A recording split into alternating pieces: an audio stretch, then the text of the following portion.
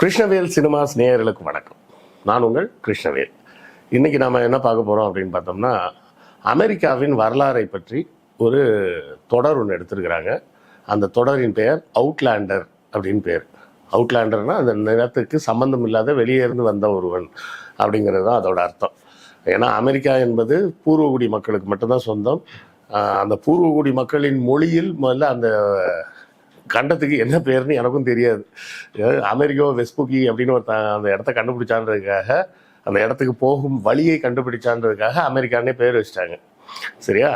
அப்போ அதை வச்சு ஒரு படமாக ஒரு பெரிய வெப்சீரிஸாகவே எடுத்திருக்கிறாங்க. அந்த வெப்சீரிஸோட பேர் தான் அவுட்லேண்டர்னு பேர். மொத்தம் 7 சீசன். 7 சீசனில் 7வது சீசனில் இன்னும் 2 எபிசோடு பாக்கி இருக்குது. வர சனிக்கிழமை, அதுக்கு அடுத்த சனிக்கிழமை வரும். மற்றபடி பார்க்கலாம், ரொம்ப இன்ட்ரெஸ்டிங்காக இருக்கும். இந்த சீரீஸோட கதை எப்படி போகும் அப்படின்னு பார்த்தீங்கன்னா, முதல்ல ஒரு நர்ஸு ஒருத்தங்க இருப்பாங்க. சரியா? அந்த நர்ஸு ப்ளஸ் வந்து அவரோட கணவர் வந்து ஒரு வரலாற்று ஆய்வாளர் அப்படின்னு இருப்பார். அவர் வந்து தன்னுடைய குடும்பத்தின் வரலாற்றை ட்ரேஸ் பண்ணணும் அப்படின்னு சொல்லி தான் ஸ்காட்லாண்டு பகுதிக்கு வருவாங்க. இந்த ஸ்காட்லாண்டு பகுதியில் ஒரு கோட்டை ஒன்று இருக்கும். ஒரு பழைய இடிஞ்சு போன ஒரு மாதிரி சிதிலமடைஞ்ச ஒரு கோட்டையாக இருக்கும். அந்த கோட்டையில் போய் தான் உள்ளெல்லாம் ஃபுல்லாக சுற்றி பார்த்து இதில் ஏதாவது நமக்கு தேருதா அப்படின்னு சொல்லி தேருவாங்க. அந்த இவரோட பேர் வந்து ஏதோ ரேண்டல்னு ஒரு பேரில் வரும்.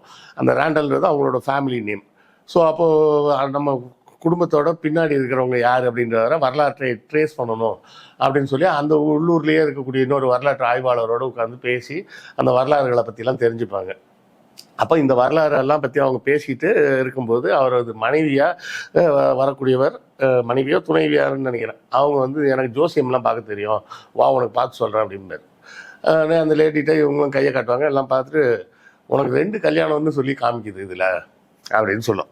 அப்போ அவர் சொல்லுவா, இல்லை நான் என் கணவனோடு தான் இருப்பேன், நான் வந்து அப்படிலாம் போக மாட்டேன் அப்படின்னு சொல்லி சொன்ன உடனே சரி அப்படின்னு, இல்லை ஜோசியம் அப்படி தான் சொல்லுது, மேபி தப்பாக கூட இருக்கலாம் அப்படின்ற மாதிரி அந்த லேடி சொல்லிட்டு விட்ருவாங்க. அப்போது அந்த காலகட்டத்தில் ஒரு இடத்துல வந்து ஒரு கற்கள் வந்து இப்படி நம்ம இதில் பார்த்துருக்கோம் பார்த்தீங்களா, ஸ்டோன் ஹெஞ்சுன்னு நம்ம இங்கிலாண்டில் கேள்விப்பட்டிருப்பீங்களே, அதுபோல் உயரமாக ஒரு 4-5 கல் வந்து அந்த ஸ்காட்லாந்து பகுதியில் இங்கே ஒரு இடத்துல ஒரு மலை உச்சியில் இருக்கும். அந்த கல் எதுக்கு இருக்குது அப்படின்னு தெரியலன்னு இவங்க தேடிட்டு இருப்பாங்க. அப்போது இவன் வந்து திடீர்னு நான் போய் பார்த்துட்டு வரேன் அப்படின்னு சொல்லிட்டு ஒரு நாள் கார் எடுத்துட்டு அங்கே வருவான். வந்து அந்த கல்லை போய் டச் பண்ணுவான். டச் பண்ண உடனே பார்த்தா மயக்கமாயிடுவான். மயக்கமாகி முடிச்சு பார்த்தா எங்கே இருப்பான்னு பார்த்தீங்கன்னா, காலத்தில் பின்னாடி போயிடுவான். 1700களுக்கு போயிடுவான். சரியா? அதாவது டைம் ட்ராவல் மூலமாக நமக்கு இந்த வரலாறை ஈஸியாக அவங்க சொல்ல வைக்க முயற்சி செய்கிறாங்க. அப்போ அந்த காலத்தில் பார்த்தீங்கன்னா, இங்கிலாந்து வந்து இப்போ மாறிட்டாங்க, எல்லாருமே எல்லா இடத்துலையும் இங்கிலீஷ் தான் பேசுகிறாங்க.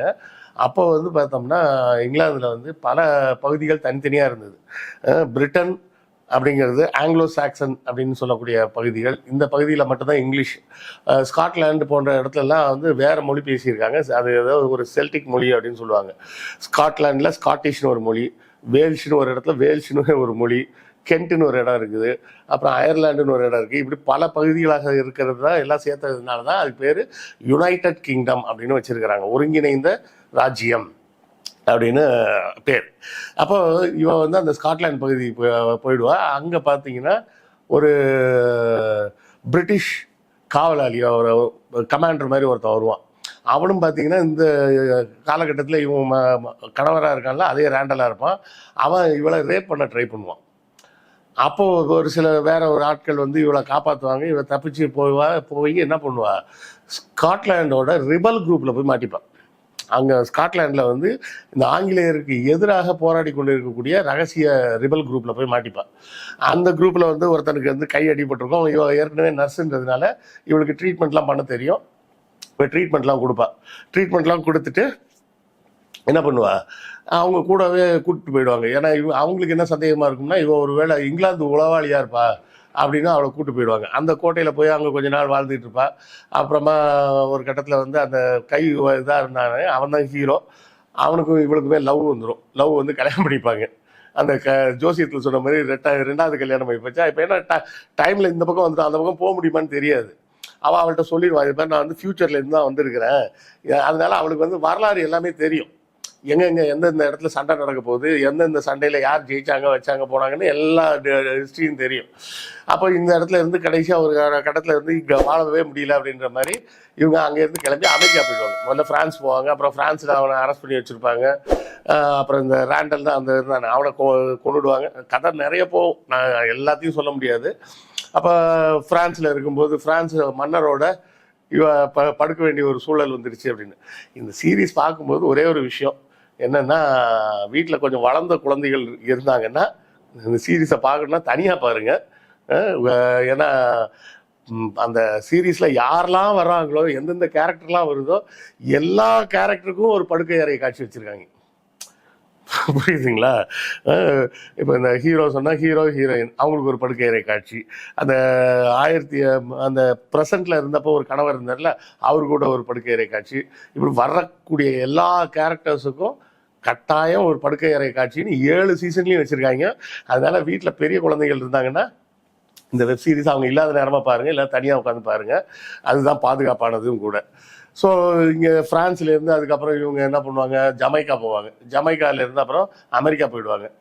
அப்போ ஒவ்வொரு இடங்கள்லையும் அந்தந்த காலகட்டத்தில் என்னெல்லாம் வரலாற்றில் நிகழ்ந்தது அப்படிங்கிற விஷயம்லாம் வரும்.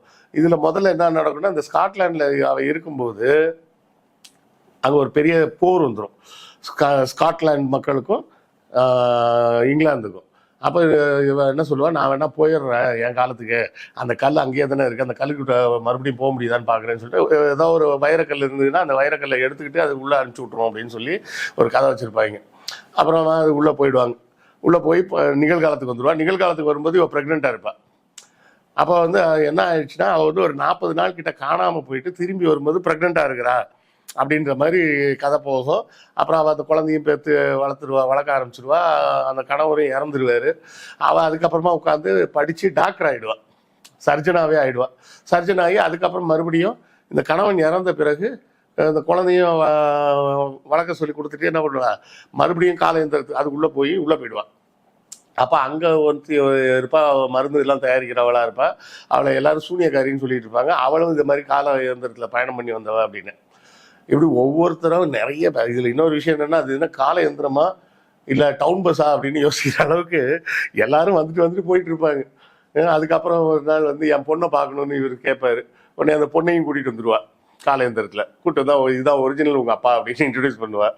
அப்புறம் அவங்க அங்கேருந்து என்ன பண்ணுவாங்க, அமெரிக்கா வந்துடுவாங்க. அப்போ அந்த காலகட்டத்தில் இந்த பொண்ணு வந்து வேற ஒருத்தனை லவ் பண்ணிட்டு இருக்கோம், அவனையும் கூப்பிட்டு வந்துடுவாங்க. கூப்பிட்டு வந்து அமெரிக்காவில் வாழ்ந்துட்டு இருப்பாங்க. அந்த நேரத்தில் அவளுக்கு ஒரு குழந்தை பிறக்கும். அப்புறம் கொஞ்ச நாள் கழித்து இந்த குழந்தைய நாங்கள் அங்கே கூட்டு போய் வளர்க்குறோன்ட்டு திரும்பி இவங்க ப்ரெசன்ட் டைமுக்கு வந்துடுவாங்க. இந்த நேரத்தில் அமெரிக்காவில் அந்த ஆயுத புரட்சிகள்லாம் நடக்க ஆரம்பிக்கும். இவர் முதல்ல வந்து இங்கிலாந்தோட படையிலேயே வேலைக்கு சேர்ந்துருவார். யார் ஹீரோ, அவன் பேர் ஜெமின்னு பேர், ஜெரிமையா. அவன் வந்து ஜெமின்னு சொல்லிட்டு அவன் அங்கேயே வேலைக்கு சேர்ந்துருவான். அப்புறம் கொஞ்ச நாள் கழித்து இவங்க மறுபடியும் வாழ்ந்துட்டு இருப்பாங்க. ஜார்ஜ் வாஷிங்டன்லாம் வருவார். அமெரிக்காவோட விடுதலைக்கு போராட்டம் பண்ணார்ல ஜார்ஜ் வாஷிங்டன், அவரெல்லாம் வருவார், ஜென்ரல் பதவியில் இருப்பார்.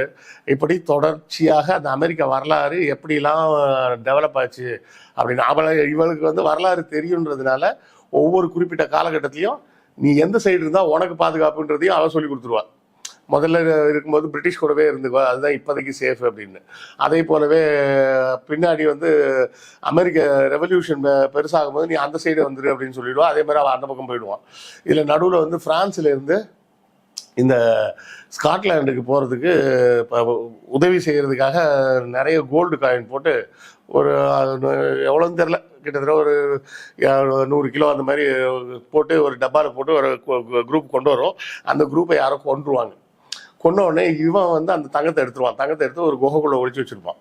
அந்த குகையை இவனோட பேரனுக்கு காமிச்சு வச்சுருப்பான். இவன் அந்த டைமில் ட்ராவல் பண்ணி வந்துட்டு இருந்த பொண்ணு இருக்காளே அவளோட மகன்கிட்ட காமிச்சு வச்சுருப்பான். இவங்கெல்லாம் திரும்ப கிளம்பி கரண்ட் டைமுக்கு வந்துடுவாங்க. அப்போ ஏற்கனவே டைம் ட்ராவலில் போனவன் இன்னொருத்தனும் அங்கே திரும்ப வருவான். வந்து இந்த பையனுக்கு அந்த தங்கம் எங்கே இருக்குன்னு தெரியும், அந்த குகையை காட்டுன்னு சொல்லி அவன் மிரட்டிகிட்டு இருப்பான்.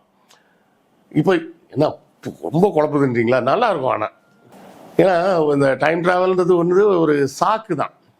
இங்கே ஒரு கதை நடக்கு, அங்கே ஒரு கதை நடக்குதுன்ற மாதிரி சொல்லாமல், இந்த கதையில் இருக்கவங்க அங்கேயும் வந்தாங்க இங்கேயும் வந்தாங்கன்னு சொல்கிறதுக்கான ஒரு ஒரு கருவியாக தான் இந்த டைம் ட்ராவல் அப்படிங்கிறத வச்சுருக்காங்க. மெயின் கதை வந்து பார்த்திங்கன்னா அமெரிக்கா உருவாகிய வரலாறு.